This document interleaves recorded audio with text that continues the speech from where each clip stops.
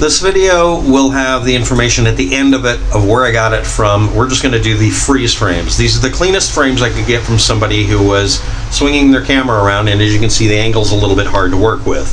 I'm going to include a Google Street View link below for those of you who wish to check out this angle. 3842 Giles Street at 4 minutes and 54 seconds in the video by Crypto Brock. Las Vegas shooting, first actual shots rare. As you can see on the over on the right here, we have something interrupting some light here.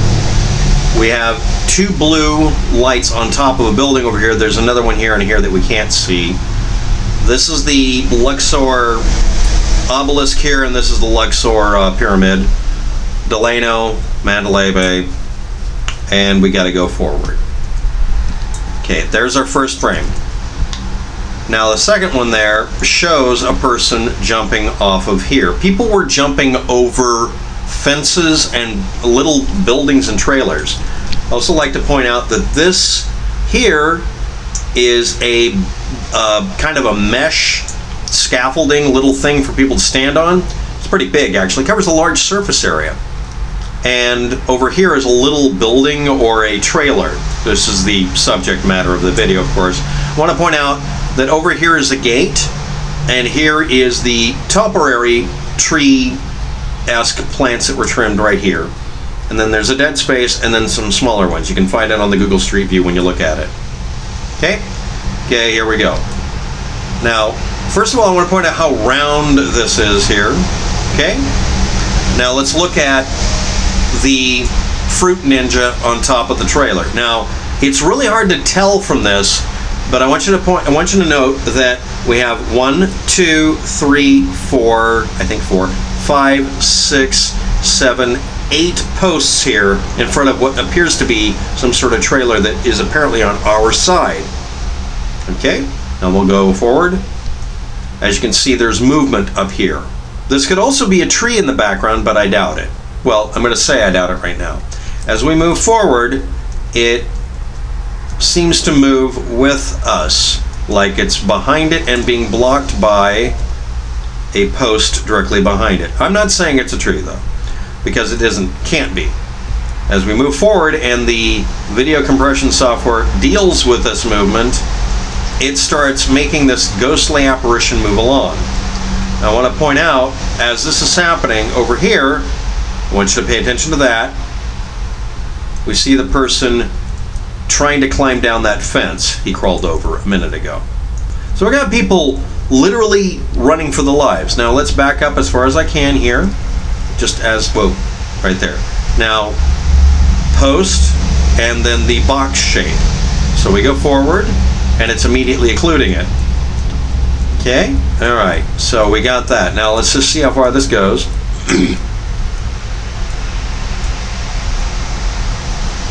Okay, this is when the camera swung violently to the left.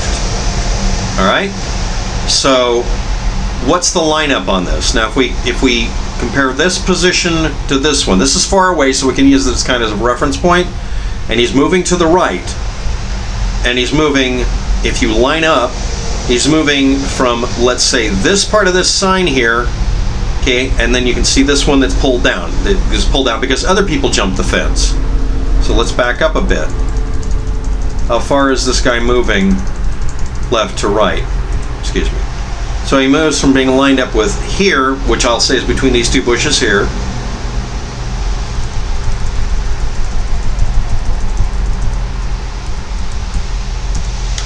to being over here. And the linear distance difference here is right here on the box shape to almost exactly the same amount of movement.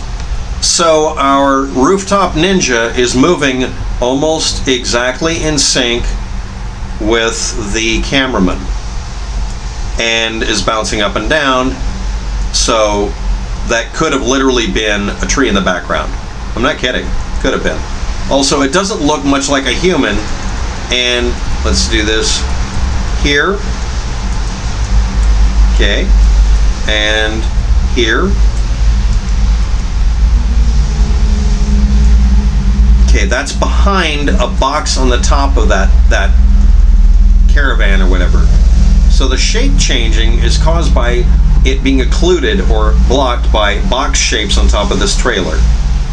And the amount of linear movement from here to here, from that bar, yeah, we're looking at probably that. But let's look at this. Let's get to the last frame that's visible. Right here. This is a trick for figuring out your position. Right dead in line with this. We're going to call that dead line. We get this post here. Okay? Now let's back up to where that Fruit Ninja pops up right there. Let's try to get a better image. We're getting a pretty good amount of movement here, and we're getting movement that matches. So either that person was moving in perfect synchronization with this camera person who was sidestepping, or it's an object in the background. You can decide which one. I'll include all the freeze frames. Now we get to this part, at 5:01, he swung around. And you'll notice our Fruit Ninja now appears, well, maybe. We'll keep looking. But that gives you an idea of the context of movement. We moved from there to there, and the Fruit Ninja moved exactly in time. So let's go back this way. Now we're looking at this. Now, if you're curious about it, yeah, it's the same boxed vehicle.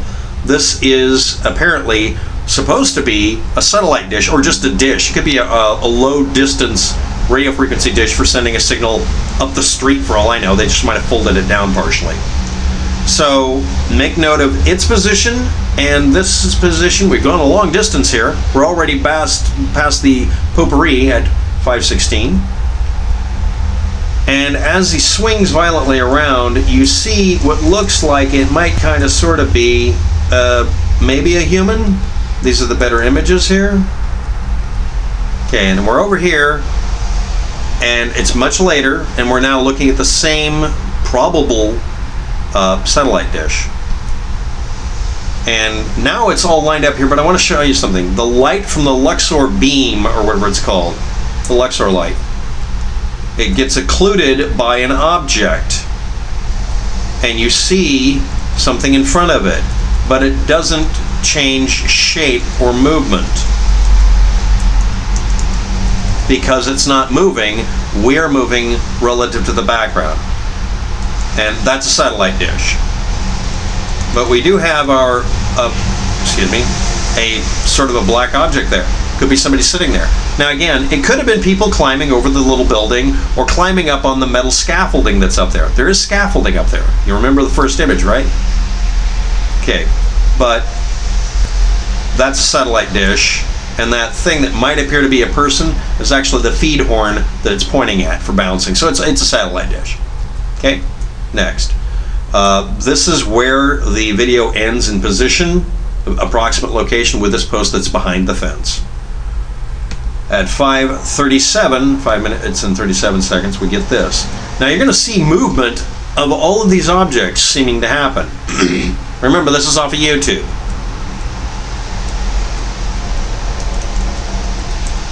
But is it actually movement of the object, or is it movement of us relative to something that's pointed towards us in this case?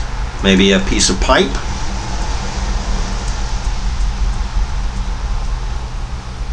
.538. Okay, all right. And as we go further along, eventually the Luxor beam occludes that, and that's when he spins around and just starts running. These are the least blurry images. This is what you work with.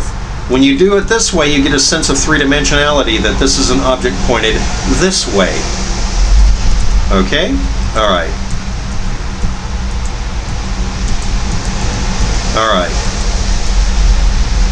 So in essence, don't look at the blurry image unless you have to. Straighten it up.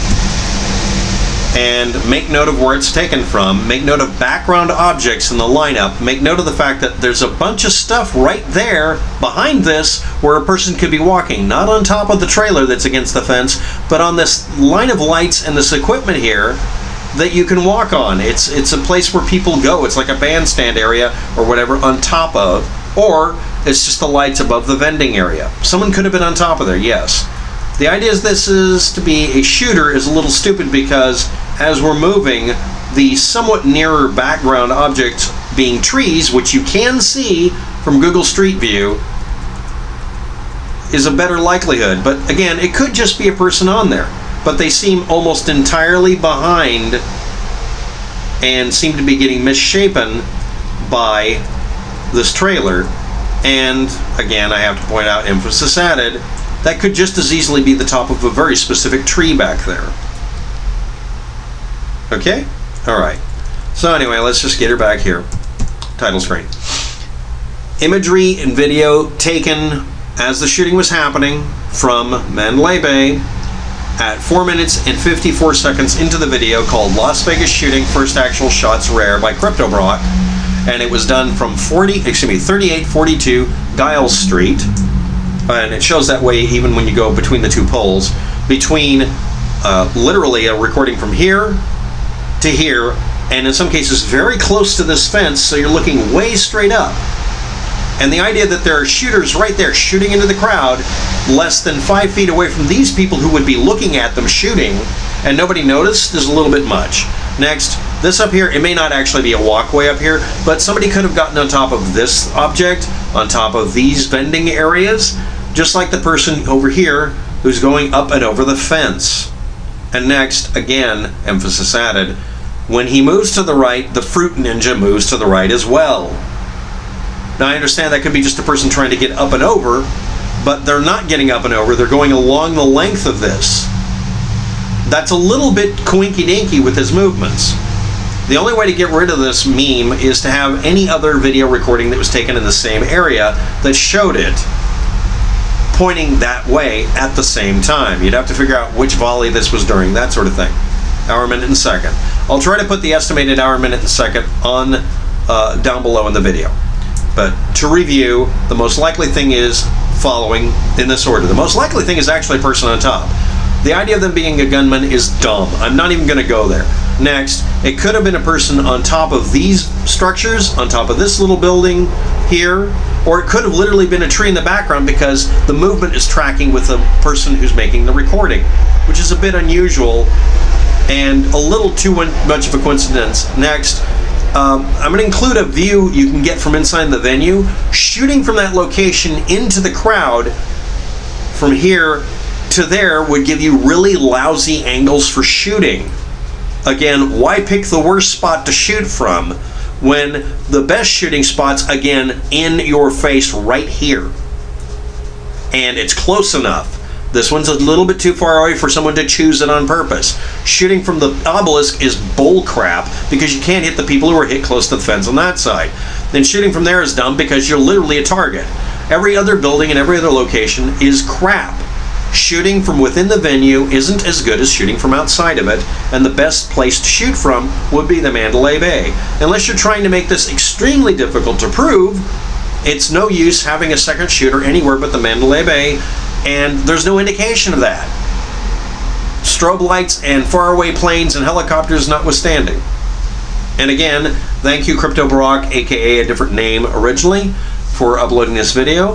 I thank everybody who pointed this to me. But the ninja on top of the trailer is probably either a tree or just somebody running away. There's no indication of a gun. Thanks for watching. Have a good day. Good luck with all that.